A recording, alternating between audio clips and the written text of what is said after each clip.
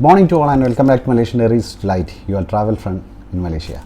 So today I am here to explain you the details of E-visa. For those who wish to visit Malaysia, they definitely need a visa, and that's called E-visa. So I will explain the official details which government officially published. So I think it will be definitely helpful for you, because I used to get queries regarding the E-visa. So let's get into the video in detail.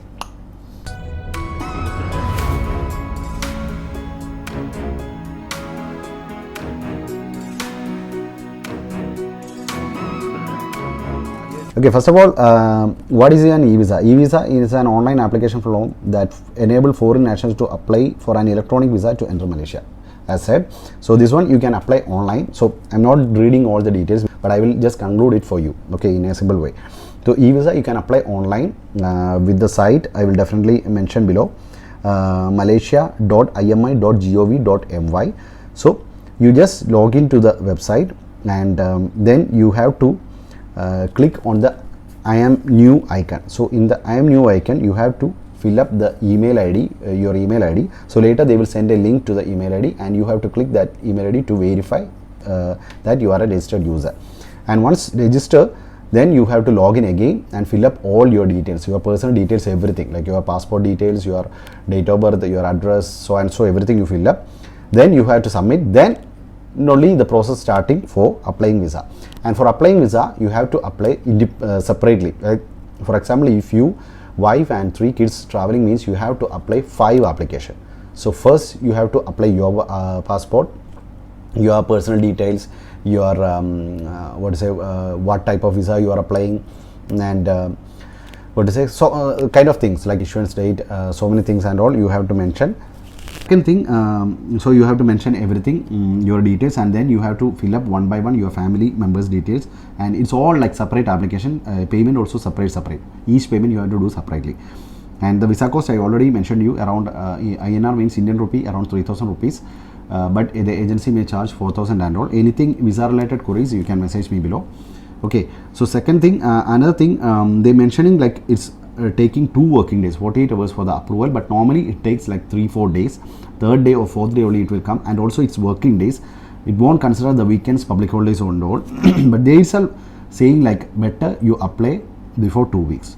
Okay, and another thing I have to mention is that when you are they already mentioned like the passport blank pages should be at least 3, and it should have a validity. And they also mentioned if you are not staying in hotel and friends or relatives home, addressing to the immigration officer, you may write a simple covering letter, your details, address, going to stay in Malaysia all. Means that it's like to the visa immigration officer, Kuala Lumpur, Malaysia, like that. You with the addressing you have to say like it's an invitation letter to the person with the passport number. This person is going to stay with me at my accommodation, the detail on the below mentioned address. And you have to mention your name and passport number also. And below with the invitation letter you have to attach the accommodation tenancy agreement if possible, because for a reference, and also your ID copy like your passport and visa copy. If you are a local Malaysian citizen, then your IC copy, identity card copy.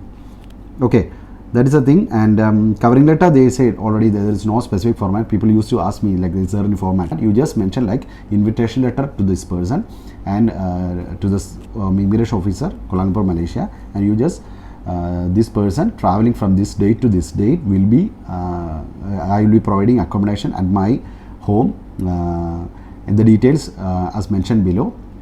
And the person's also passport number also need to mention, and kindly like just like a formal letter, kindly approve the entry to Malaysia. That's it. Yeah.